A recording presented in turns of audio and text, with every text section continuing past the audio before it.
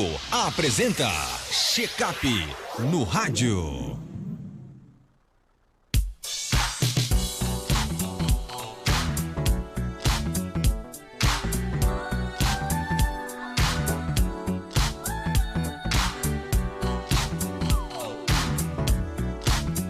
Doutor Belísio Neto, seja bem-vindo aqui ao nosso Panorama 95, bom dia. Bom dia, Marcos, bom dia, Geraldinho, bom dia a toda a faixa de audiência do Panorama 95, uma satisfação imensa, mais uma vez, participar aqui e ter a oportunidade de falar sobre temas relacionados à saúde do idoso. Olha, amanhã, dia 26 de abril, é o Dia Mundial da Hipertensão, né? Hipertensão na pessoa idosa é preocupante? É um pouco diferente, a gente tem que levantar essa questão, é um pouco diferente. É bem verdade que os idosos, eles são a maioria dos hipertensos, ou seja, as pessoas hipertensas, elas são, na sua grande maioria, idosas. Os idosos, eles têm as pessoas, elas têm um aumento de doença, de quantidade de doença, uma prevalência, à medida que envelhece. Por exemplo, aos 30% hipertensa, aos 40%, aos 80% aos 80 anos, 80% da população tem hipertensão. Então, é uma doença intimamente relacionada à idade, é uma doença que eu digo de idoso, né? E o tratamento da hipertensão deve-se lembrar, como você perguntou se era perigoso, que é extremamente perigoso, é o principal fator de risco modificável para as principais causas de morte, doenças cardiovasculares, como AVC, como infarto. Então, é o que mais pesa para fazer a pessoa infartar, para fazer a pessoa ter AVC, é a hipertensão, o fator de risco modificável mais impactante. E eu disse modificável, então é uma doença que a gente pode modificar o curso dela, se a gente evitar certos hábitos, como sedentarismo, como má alimentação, enfim. Então, a hipertensão, ela tem esse detalhe de ser modificável e de ser o fator de risco mais impactante. E como fator de risco mais impactante para as principais causas de morte, que são as doenças cardiovasculares, ela tem uma relevância muito maior. Num contexto de piorar a situação, ela é uma doença silenciosa, que a hipertensão não é como um paciente que tem enxaqueca, que tem a dor de cabeça, pela enxaqueca. Não, ele não sente nada. Ele é uma doença que a gente diz silenciosa, ela vai destruindo o indivíduo sem que ele perceba. Quando ele vem dar sintomas, quando vem ter uma complicação no órgão-alvo, essa complicação, ela geralmente é muito grave.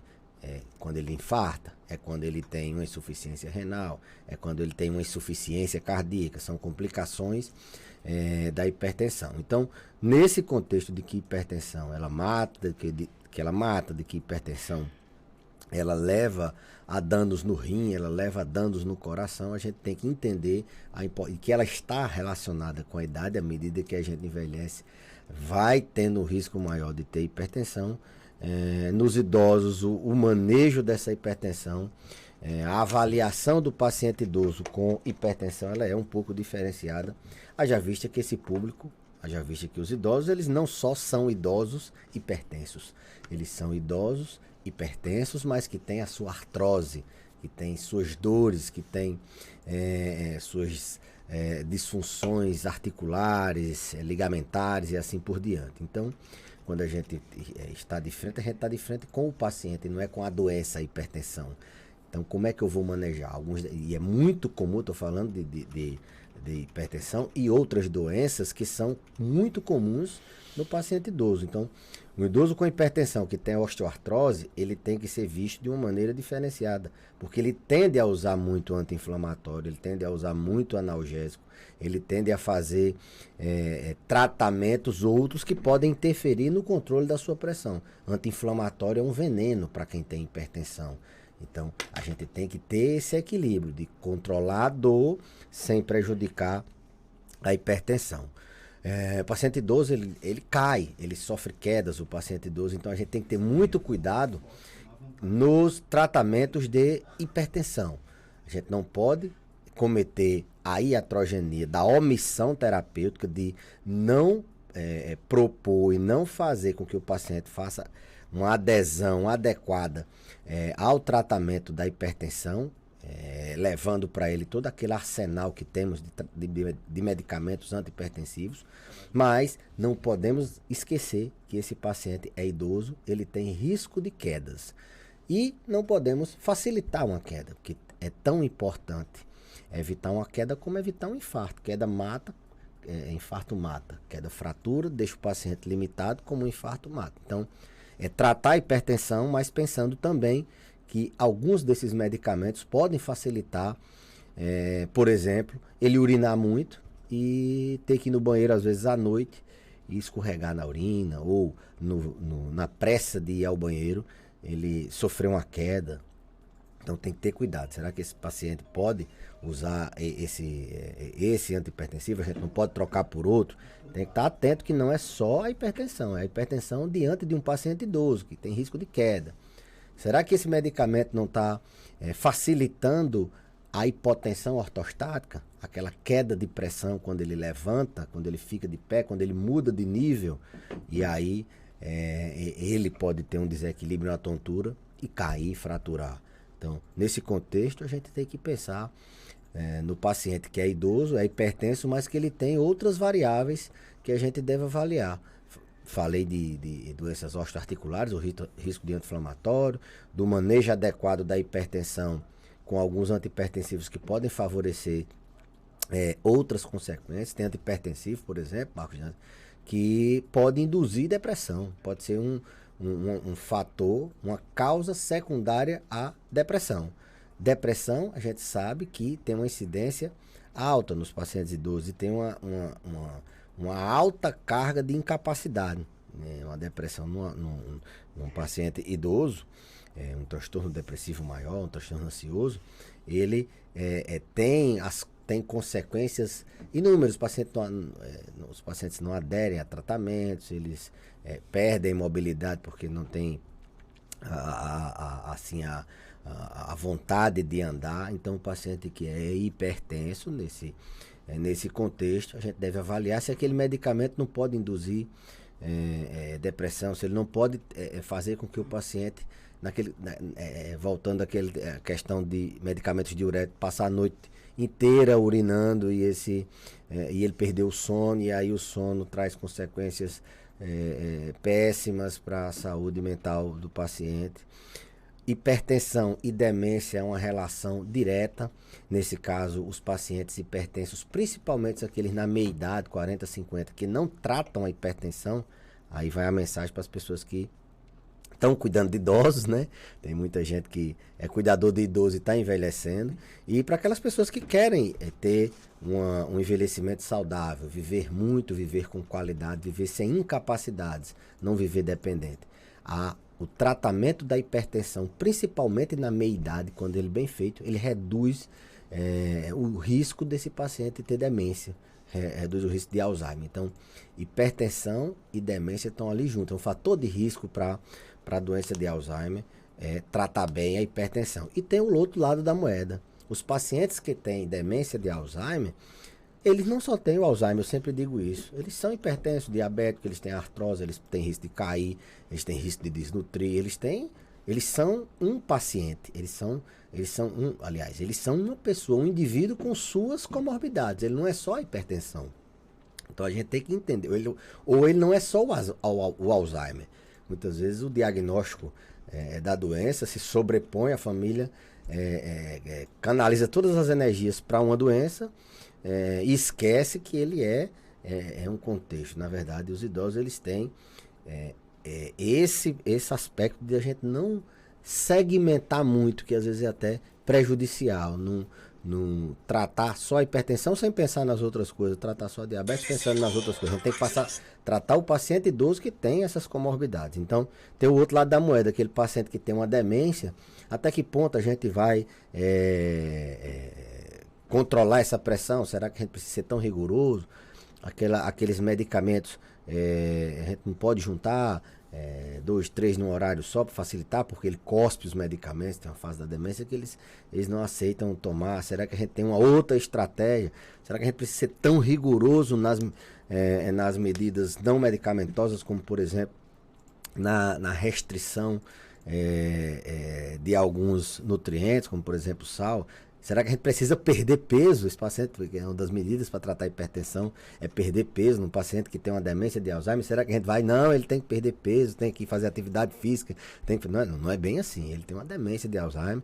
As metas para ele são diferentes. São metas desde os níveis de pressão, desde o valor da pressão arterial, até metas alimentares e assim por diante. Então, Marcos, nesse dia de combate à hipertensão, de nacional, não sei se internacional, vale lembrar da parte da geriatria que a hipertensão é sim muito importante, a gente precisa estar atento, porque é uma doença silenciosa, doença que mata, a principal causa de infarto, de AVC, é modificável, você pode modificar o curso e não ter esse problema lá na frente, mas que tendo ela em pacientes idosos, a visão da geriatria é sempre essa de pensar na queda, no sono, na demência, no Alzheimer, no risco dele perder a noite de sono, urinando com alguns medicamentos, na depressão e assim por diante. Tem uma pergunta aqui do nosso amigo ouvinte de todas as manhãs, o advogado Roberto Diniz. Já passei aqui para o nosso assessor de perguntas pelo WhatsApp Geraldinho para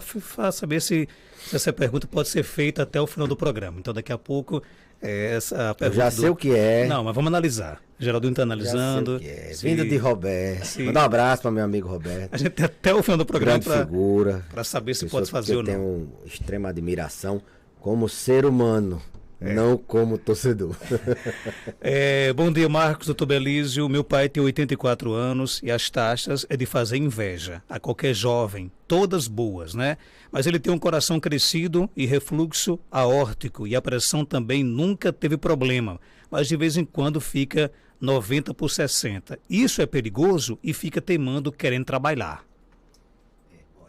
80 anos, a gente já categoriza esse paciente como um paciente muito idoso. 84, inclusive. 84. A partir de 80 é um paciente muito idoso, que até a lei, você falou em Roberto Diniz agora, ela diz que o paciente, como tem idosos de 60, idosos de 90, a partir de 80 ele tem uma certa preferência em algumas coisas. E ele tem algumas doenças, tem as doenças cardíacas, que fazem com que ele tenha algumas limitações. Eu não diria de trabalho. O que a gente sempre diz, isso é uma pergunta que quase toda consulta a família. Doutor, ele tem que parar de trabalhar, parece que é assim, um desejo da família que ele pare. E a gente sabe que uma pessoa que é acostumada a vida toda a trabalhar, o que ela sabe fazer, o que ela tem prazer, o que ela gosta de fazer é trabalhar. Se a gente proibi-la de trabalhar, você vai ter prejuízos, às vezes maior do que mesmo a própria doença que ele tem. Logicamente que tem algumas doenças que a gente tem que tirar o paciente de alguns trabalhos, tentar readaptar. Mas a ideia é que a gente possa manter ele com alguma atividade, mas sob controle de risco. Eu sempre digo isso. Olha, eu não quero tirar o senhor do seu roçado, não quero tirar o senhor do sítio, não quero tirar o senhor da sua obra, do que o senhor gosta de fazer, do seu mercadinho e assim por diante. Eu quero controlar o risco. Não precisa de você estar se colocando em risco de uma queda se seu osso é fraco. Não precisa você estar se colocando em risco se seu coração já não aguenta o mesmo esforço que você fazia antes. Então, isso deve ser controle de risco, manter o paciente com a maior independência possível, manter ele funcionando é fundamental, mas sob controle, e tudo com diálogo, com acordo, com conversa. O idoso não é assim, você vai dizer que hoje, vai fazer. Não, tem que ser aos poucos, tem que ser diálogo. Ele tem que perceber que realmente ele não aguenta, se ele for fazer algum esforço, nesse caso de uma insuficiência cardíaca, ele vai cansar, não vai fazer da mesma forma. Então, isso tem que ser conversado. O segundo ponto dessa pressão 9/6, a gente sempre tem pacientes que a gente tem que realmente manter a pressão um pouco mais baixo do que o normal. Num paciente de 80 anos, dependendo da funcionalidade dele, o que é a funcionalidade dele? Se é um idoso que faz tudo, independente de tudo, robusto, tem força, faz tudo, esse paciente ele tem uma funcionalidade preservada. Ou se é um paciente de 84 anos que é muito restrito, quase não consegue andar, ele vem perdendo peso, ele é fraco, ele é o que a gente considera idoso frágil, aí uma pressão de 9/6 pode não ser tolerável, pode induzir ele a um desmaio, uma queda e assim por diante. E aí a gente precisa ajustar algumas coisas. Às vezes passa por desidratação. Muitos não, a maioria dos idosos não tem sede, muitos não ingerem água. Outros nesse perfil aqui, eles precisam tomar medicamentos diuréticos que eles diminuem a quantidade de água no corpo. Então, é um prato cheio para desidratação. Pouco líquido circulando é sinal de pressão mais baixa. Então, tem que ter cuidado nessa hipotensão. Você quando verificar essa pressão 9/6, tal, ou mais baixa um pouquinho, ele estiver tendo sintomas, tem que ser reavaliado pelo seu médico. Porque aí a gente tem que fazer algumas medidas para que essa pressão baixa não traga sintomas, que ele não fique tonto e que ele não sofra uma queda. E em caindo, quando não fratura, ele fica com muito medo de andar, atrapalha a mobilidade dele pela pitofobia. Doutor Belísio, quero saber a referência preocupante de creatina e ureia em idoso. A referência... eu acho que o valor de referência que preocupa, né? Que preocupa. Pronto. A ureia, o ponto de corte é 40, 45, dependendo do laboratório. O valor é esse. A creatinina, ela é um exame de sangue que avalia a função do rim. Então, o paciente idoso, ele tende a perder função renal pelo próprio envelhecimento, à medida que os anos passam. Considera-se que 10% da função renal é perdida por década, ou seja, 1% de taxa de filtração glomerular, assim, a gente tecnicamente diz que a capacidade do rim funcionar é perdido a partir dos 40 anos. Então, aos 80, ele tem perdido 40% dessa função, ele vai estar funcionando teoricamente, 60% é o esperado. Com 90, ele vai estar funcionando metade dele. Então, isso pelo envelhecimento. Então, os valores de creatinina que marcam a função do rim, eles têm que primeiro ser avaliados no contexto do paciente. É um paciente que toma algum remédio que é tóxico para o rim, é um paciente que está hidratado, está desidratado, ele fez alguma atividade física um dia antes ou não, ele tomou algum suplemento, alguma coisa que esteja alterando o rim dele, tem alguma doença que ele não é renal crônico, o ponto de corte, muitas vezes de 1,2, 1,3, pode ser normal, dependendo da idade. Então, aquele valor de referência é para adulto jovem. O que a gente mais tem que avaliar, além desse, será que ele não fez esse exame nessa circunstância de desidratação? Eu vou dar um exemplo. O paciente, quando interna, geralmente ele está um pouco desidratado, a creatinina tende a aumentar um pouquinho. Então, não é que ele seja renal crônico. Mas o valor de referência, até 1,2, 1,3 para adulto jovem, mas a depender da idade, se for um paciente muito idoso, a gente calcula uma taxa estimada através de um cálculo que a gente tem, de umas fórmulas, e aí a gente, dependendo dessa taxa de filtração glomerular, que é a quantidade, eu sempre digo, quanto seu rim está funcionando, seus rins estão funcionando. Está funcionando quanto? 60%. Qual a idade dele? Ele já tem 90 anos, então ele está dentro de uma faixa de normalidade. Está funcionando 60%, ele só tem 60 anos, então ele está funcionando menos do que a gente esperaria. Então depende bastante da idade e das circunstâncias que foi colhido o exame. Mas o valor de referência tem lá no próprio exame, 1,2, 1,3 a máxima, e a ureia 40, 45, dependendo do valor de referência. Tem mais perguntas, doutor Belísio. É normal? Eu vou almoçar, dá muito trabalho, então dói muito, eu tenho distonia cervical. Então, tem. Isso aí é uma doença que tem uma contração involuntária da musculatura do pescoço, e isso pode causar muita dor. Dependendo, isso geralmente a gente às vezes encontra em pacientes que têm Parkinson, tá fazendo o tratamento, e eles evoluem com esses movimentos, esses sintomas que são complicações do tratamento do Parkinson. E aí a gente tem que fazer algumas medidas, porque senão eles entram em desnutrição. Se for um adulto jovem, tem que se investigar a causa dessa distonia. Será que ela é idiopática, é pura, simples? É só a distonia cervical? Será que não tem uma outra doença neurodegenerativa aí associada? A pergunta, ela quer saber se é normal doer. Não é que é normal, é esperado da doença sentir dor quem tem esse tipo de doença ao se alimentar, ao se movimentar. A dor é um companheiro dessa pessoa se ela não tratar a doença. O ouvinte pergunta aqui o seguinte: quando é que o idoso pode já se considerar hipertenso? Olha, os valores, como eu falei, nos últimos anos eles modificaram. Modificaram não só do diagnóstico. Um adulto jovem, ele teve em 2 verificações, em 2 momentos diferentes, a pressão ou 14, 140 para cima, 150, 160, ou 90, que é a mínima, 9, né, pessoal, para cima, ou seja, 14 e ou 9 em 2 verificações, tanto faz ser uma como outra, ele é considerado hipertenso, certo? Então, o valor é esse.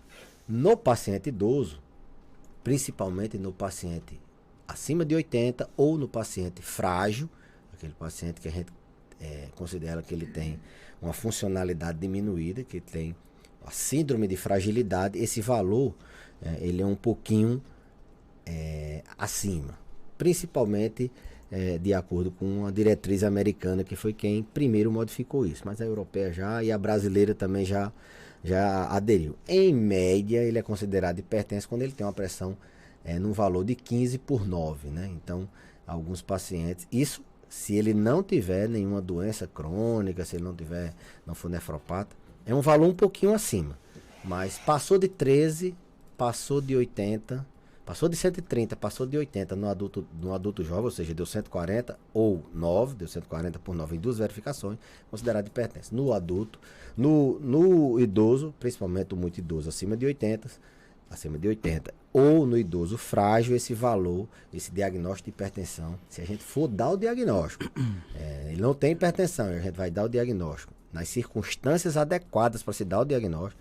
Ninguém dá um diagnóstico de hipertensão simplesmente no internamento ou numa hora que o paciente está num luto, perdeu um parente, ou quando ele está com uma dor muito forte. Não, ele tem que estar num ambiente de tranquilidade, tem que esperar um pedaço, não pode ter ingerido café, não pode ter tido estresse, tem que ter dormido bem. Aí o valor é 150/90 em 2 verificações. E o fundamental é a meta. Qual é a meta que você vai perseguir? Você vai manter esse paciente em torno de 11%, que é o pessoal, o adulto jovem, a gente tem que buscar essa meta, ou você vai manter com níveis um pouquinho mais acima do normal. No idoso, frágil, muito idoso, a gente tende a afrouxar um pouco, ele se beneficia mais com níveis, com um controle menos rigoroso. Eu tenho que ter muito cuidado quando eu digo isso, Marcos, porque o abandono do tratamento ou a omissão terapêutica, o paciente pensa que vai poder abandonar. Tem pacientes, inclusive logo quando se orientou essa modificação dos níveis, veio a recomendação que aqueles pacientes que tomavam aqueles medicamentos, você não era para manter naqueles valores, naqueles níveis. A gente só modificava novos pacientes, assim por diante. Agora não, a gente já pode tentar deixar ele dentro da meta, dando ajuste, diminuindo dose e muitas vezes. Ele não deixa de ser hipertenso e ninguém pode abandonar o tratamento. Até porque na maioria, boa parte das vezes, os remédios de hipertensão, eles são utilizados para outras finalidades, principalmente para doenças cardíacas. Muita gente não tem hipertensão, esse paciente aqui, ele diz que tem insuficiência cardíaca, tem isso e aquilo, não tem hipertensão, provavelmente ele está tomando antihipertensivo para tratar a insuficiência cardíaca. Então, jamais abandonar o tratamento. Quem tem que fazer, ajustar essa pressão para a meta desejada é o médico assistente, é quem está cuidando dessa hipertensão. Tem mais perguntas? Bom dia. Bom dia, meu querido Marco. Bom dia, doutor Belísio. Doutor, eu tomo 3 qualidades de remédio de depressão. Eu tenho um coração crescido e eu tomo muito remédio. Então, assim, eu bebo bastante água de dia e à noite. À noite, eu faço muito xixi. E também, doutor Belize, eu sinto umas dormências às vezes, certo? E eu tomo um remédio de ansiedade e ele não está me fazendo muito bem. Eu estou sentindo o aceleramento no meu coração e ele está dando muita dor nas minhas pernas e dormência. O senhor me aconselha, aí eu parei de tomar, porque ultimamente para cá eu estou com uma ansiedade muito forte. E eu só me acalmo quando eu tomo ele, mas só que ele não está fazendo bem a mim. Porque só quem passa para mim é o cardiologista. Aí então eu estou esperando o cardiologista para poder ele ver se muda ou faz alguma coisa. E aí, doutor Belize, um abraço ao Minha Show. Voltar no médico assistente para ele dar uma reavaliada, mas beber água à noite, para quem já urina muito à noite, não é das melhores estratégias. Você vai passar a noite urinando, bebendo água, urinando, não vai dormir. E num paciente idoso, ele tem ainda o risco de cair. Porque ele vai no banheiro várias vezes, pode escorregar, ele tem déficit de mobilidade, tem tontura, tem hipotensão ortostática, não enxerga bem, está escuro. Às vezes tem obstáculos no trajeto da cama, da rede para o banheiro. Então, ingerir água bastante durante o dia, à noite, não é recomendável. Quanto aos medicamentos que ela utiliza, principalmente da ansiedade, eu não conheço assim, nenhum remédio de ansiedade que dê dor na perna, não. A gente pode ter indiretamente algumas circunstâncias desse sentido. Pelo contrário, ele ajuda a tratar, muitas vezes, medicamentos para ansiedade, eles ajudam a tratar dores. Para fechar, o nosso Geraldinho aprovou aqui a pergunta aqui do Roberto Diniz, né? Não poderia ser diferente, já, claro que ele aprovaria, com certeza, a pergunta, né? Quem sofre de hipertensão pode assistir ao jogo de futebol aperreado como o jogo do Maringá ou não? Sem dúvida alguma. Pode assistir com extrema tranquilidade. Sampaoli chegou para tratar o coração e a hipertensão de todos os flamenguistas que assistirão o jogo Flamengo e Maringá. Não precisa de cardiologista para tratar. Técnico de futebol. Calma. Ele é um remédio, São Paulo é um remédio. Sampaoli é o remédio para a pressão flamenguista. Do flamenguista e daquelas pessoas que assistem os jogos do Flamengo, que são flamenguistas enrustidos. Não vamos confundir. São Paulo é o remédio que o Flamengo precisava. Né? Resumiu tudo. Então, Belize, obrigado pelo seu passão. Não se incomode com essas perguntas de Geraldinho, de Roberto Diniz, que não, a gente faz por respeito ao ouvinte, claro. Roberto me aperreia todo dia no Twitter, rapaz. Eu quero mandar um abraço para ele, agradecer as perguntas dos ouvintes, de Geraldinho, de vocês e deixar o desejo de uma ótima semana para todos. 7h43, confirmando 7.